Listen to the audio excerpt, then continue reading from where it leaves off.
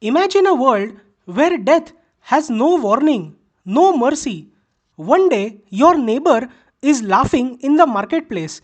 The next day, his body lies swollen and blackened, abandoned in the street. The very air reeks of rot. Bells toll endlessly as carts piled with corpses roll through the town. No one dares to bury the dead. Priests refuse last rites. Kings cower in their castles. Cities fall silent. The world as people knew it is ending. The Black Death did not announce itself with fire and fury, but with whispers of doom. We are talking about the Great Death or the bubonic plague that swept through Europe from 1347 to 1351 AD. It killed almost half the population of Europe and Middle East at that time.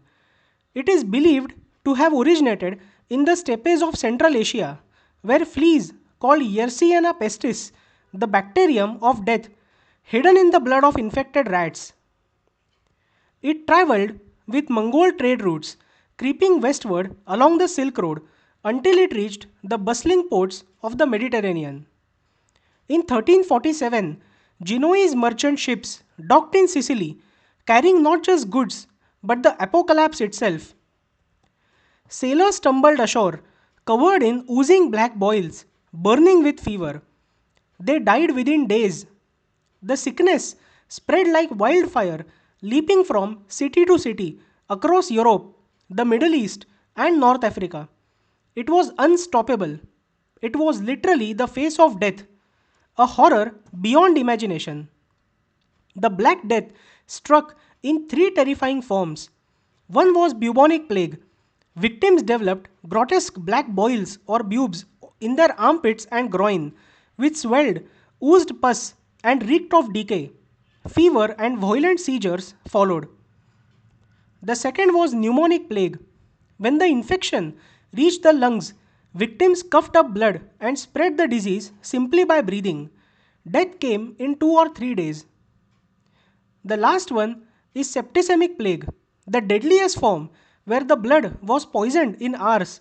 Victims bled from their eyes, nose, and under their skin, turning deep black before dying in agony.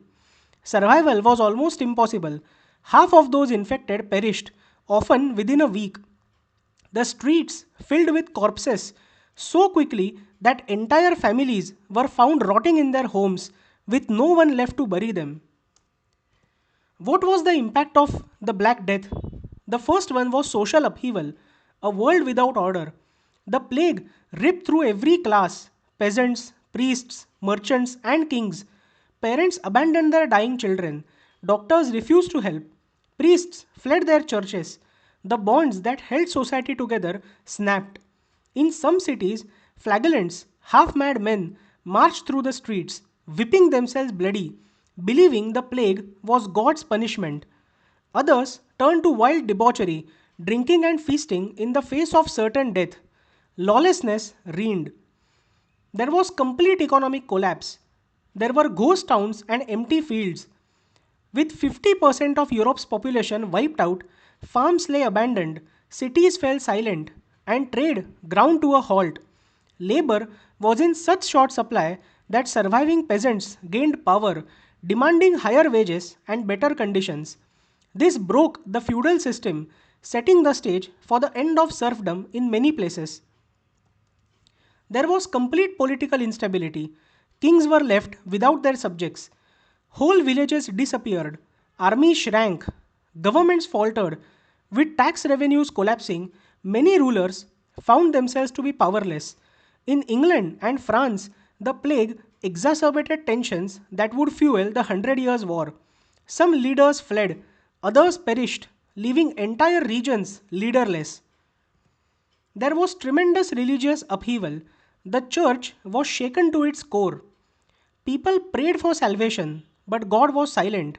The church, once seen as all powerful, was helpless against the plague. Priests died in droves, refusing to administer last rites for fear of infection. Faith wavered. Some believed that Jews had poisoned the wells, leading to massacres of Jewish communities across Europe. Others lost faith entirely, turning to hearsay, mysticism, or hedonism. Some saw the plague as the final judgment before the apocalypse. The power of the Catholic Church weakened, paving the way for the Reformation and Renaissance in the centuries to come. A new world order had risen.